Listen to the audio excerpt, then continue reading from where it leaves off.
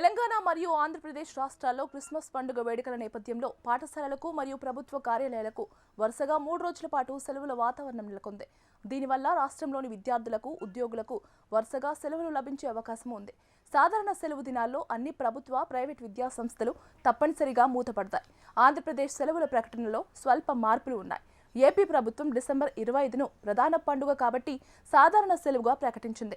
అయితే డిసెంబర్ 24 మరియు డిసెంబర్ 26 రోజులను సెలవుల జాబితాలో చేర్చింది.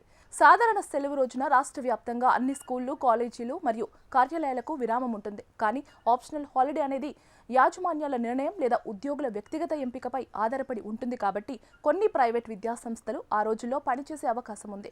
ఈ సెలవుల ప్రకటనతో అటు విద్యార్థులు, ఇటు క్రైస్తవ సోదరులు పండుగ సంబరాలకు సిద్ధమవుతున్నారు. ముఖ్యంగా హాస్టళ్లలో ఉండి చదువుకునే విద్యార్థులు ఈ 3 రోజుల విరామాన్ని సొంత ఊర్లకు వెళ్లేందుకు ఉపయోగించుకుంటున్నారు.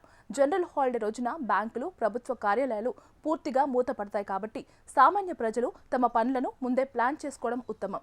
ఈ వరుస సెలవులతో తెలుగు రాష్ట్రాల్లో పండుగ కళ సంతరించుకుంది. క్రిస్మస్ అంటేనే ముందుగా గుర్తుకు వచ్చేది కేక్. ముఖ్యంగా ప్లమ్ కేక్కు ఈ పండుగలో ప్రత్యేక స్థానం ఉంటుంది. ఇప్పటికే బేకరీల్లో ప్లమ్ కేకులు, మఫిన్స్, పేస్ట్రీస్, కప్ కేకులు, చాక్లెట్స్ వంటి రకరకాల స్వీట్లు అందుబాటులోకి వచ్చాయి. ప్రత్యేకమైన క్రిస్మస్ డిజైన్లతో తయారు చేసిన కేక్లు కస్టమర్లను ఆకట్టుకుంటున్నాయి.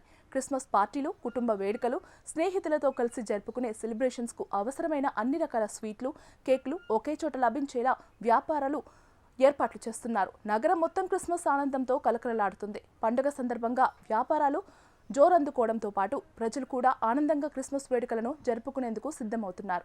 మరికొన్ని రోజుల్లో మహానగరం క్రిస్మస్ సందడితో మరింత ఉత్సాహంగా మారనుంది. సెలబ్రేషన్స్కు అవసరమైన అన్ని రకాల స్వీట్లు, కేకులు ఒకే చోట లభించేలా వ్యాపారులు ఏర్పాటు చేస్తున్నారు. నగరం మొత్తం క్రిస్మస్ ఆనందంతో కలకలలాడుతుంది.